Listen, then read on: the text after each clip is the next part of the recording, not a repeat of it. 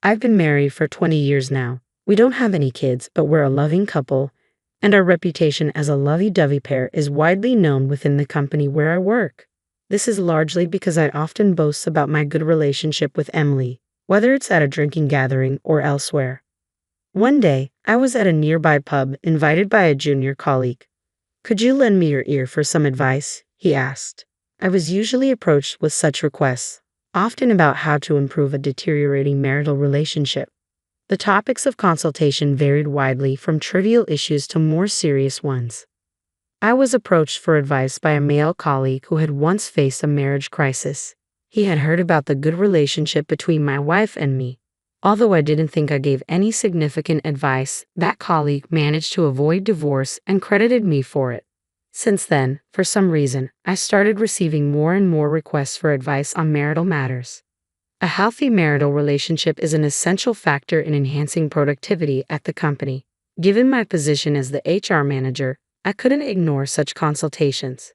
Depending on the content of the consultations, there were times when I couldn't help but wonder why someone would ask about certain things. However, when my colleagues come to me for advice, they all have a serious look on their faces.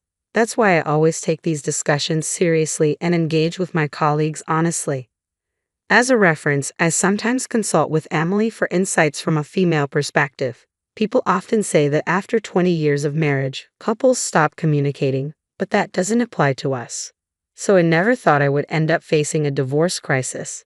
It happened one day when, as usual, I had received a consultation regarding marital issues and came home a little late. It was around 9 p.m., but all the lights in the house were off. I called out to Emily as I opened the front door, but there was no response. Emily, a full-time homemaker, rarely left the house at the time I returned. I remembered that she had mentioned having a dinner gathering with her college friends that day, but she had said she would be back by 8 p.m.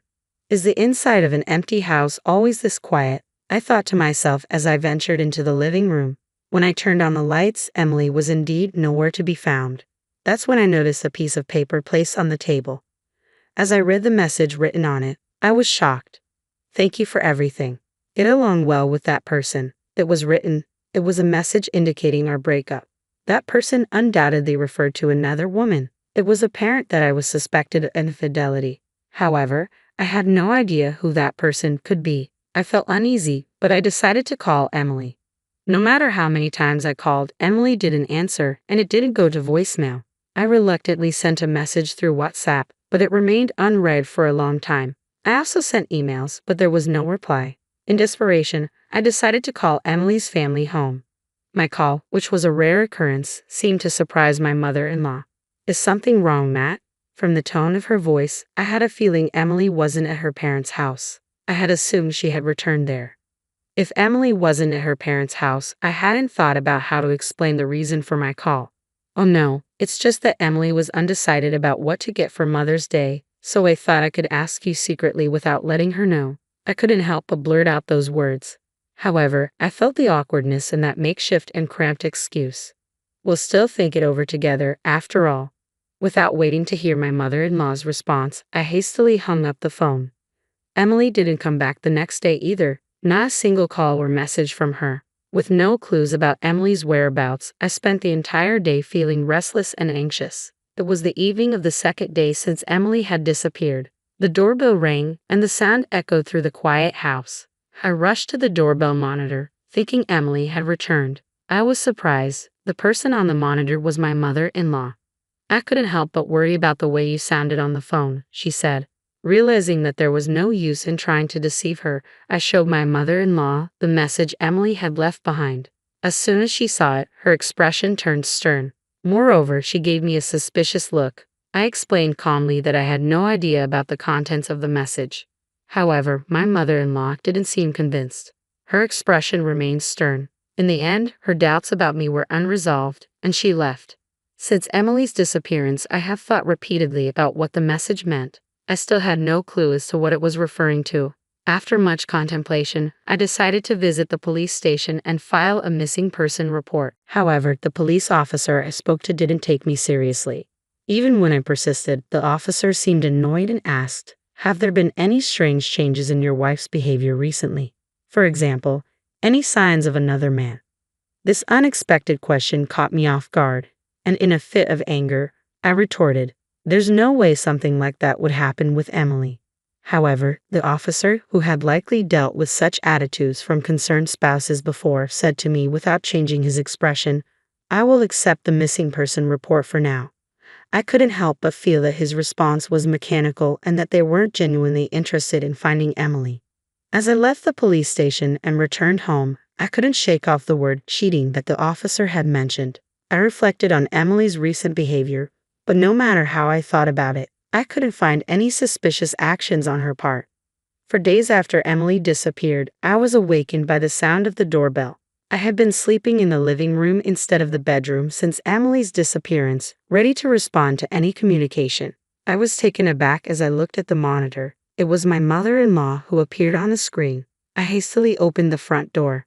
My mother-in-law stood there with a stern expression. I prepared myself for a scolding from her. However, she uttered surprising words to me. "Emily is at my house right now." These unexpected words left me frozen. As I took a deep breath, I snapped back to reality and quickly got ready to leave the house. Just before I left, my mother-in-law said to me, "I suspected you. I'm sorry." It seems that she wanted to apologize in person rather than over the phone. Her expression had been stern because she likely felt sorry for me. As I rushed to Emily's parents' house, I contemplated the situation. The last time my mother-in-law visited my house, Emily was probably at her parents' place. Emily must have suddenly returned home and explained the situation to her. My mother-in-law had likely come to my house to hear the truth directly from me. She might have intended to interrogate me rigorously depending on the circumstances. However, seeing my flustered state at that moment, she might have doubted the accuracy of Emily's words and left without saying anything. Today she probably heard something from Emily and came to apologize. With these thoughts in mind, I hurried to Emily's parents' house. It was about a 20-minute walk from my house, but I wanted to confirm Emily's safety as soon as possible, so I ran.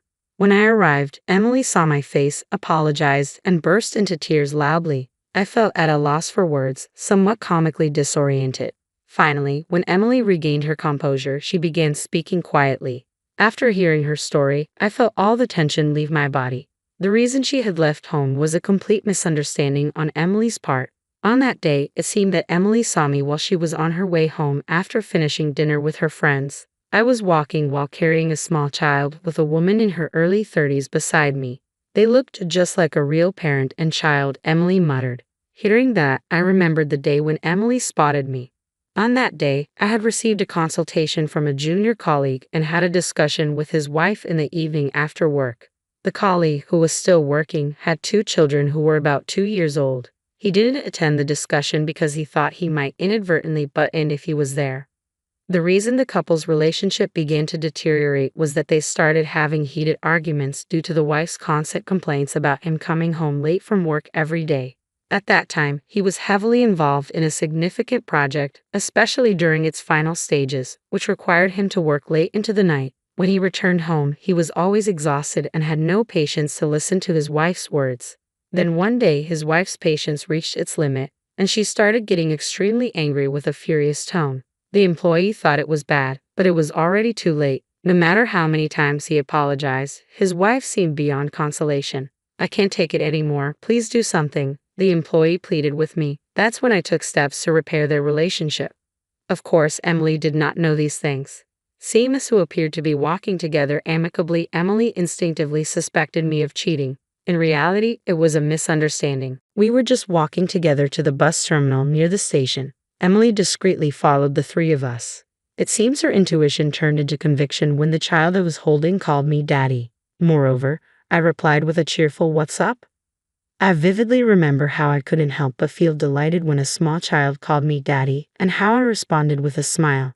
The moment I answered with a smile, Emily said everything went dark before her eyes. Shocked, she left a message at home right after returning and then left the house. When she arrived at her parents' home, she tearfully recounted the day's events to her mother. After releasing all the pent-up emotions, Emily seemed to have found some relief and ended up falling asleep. When Emily woke up, her mother was no longer there. At that moment, her mother must have been on her way to my house. Today, Emily realized that it was all a misunderstanding. One day, at the suggestion of my mother-in-law, who said, "It's better to distract yourself a little," we went to the shopping center. Emily saw the woman and child she had seen in town before, accompanied by a man of the same age. Acting on impulse, Emily rushed towards them. Emily stood in front of the three of them, but couldn't find the words to say. The man initially showed a surprised expression when Emily suddenly appeared, but in the next moment he smiled. Emily was taken aback by his next words. "Oh, Mrs. Thomas, hello. We've always appreciated your help." "Why does this man know me?" Emily wondered. It seems the man explained. "Well, Mr. Thomas had a picture of you two on his smartphone's wallpaper. He proudly showed it off when we talked about our troubled relationship. But the other day, your child called him Daddy," Emily mentioned, and the woman beside the man had a puzzled look. Then, in the next moment, she apologetically explained, "I'm sorry. Our child calls any adult man Daddy." Someone overheard it and misunderstood. Upon hearing Emily's explanation, I couldn't help but burst out laughing. "You were always a bit clumsy, but this one is the funniest until now." When Emily was told that, she became embarrassed. Then she finally smiled. While looking at her smile for the first time in 4 days, I couldn't help but say, "Please continue showing me that smile from now on." In response, Emily nodded quietly.